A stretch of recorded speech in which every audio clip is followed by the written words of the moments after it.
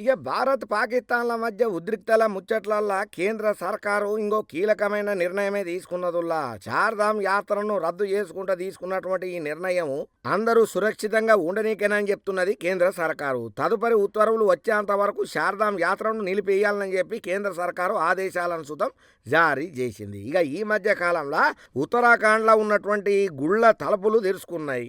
ఇక చార్ధామ్ యాత్ర కోసం లక్షలాది మంది భక్తులు వస్తుంటారు పోతుంటారు కాబట్టి అయితే పాకిస్తాన్ డ్రోన్లతోని జరుగుతున్నటువంటి దాడుల నేపథ్యంలో చార్ధామ్ యాత్రను కొంతకాలం ఆపాలని చెప్పి కేంద్ర సర్కారు ఈ నిర్ణయం తీసుకున్నదట.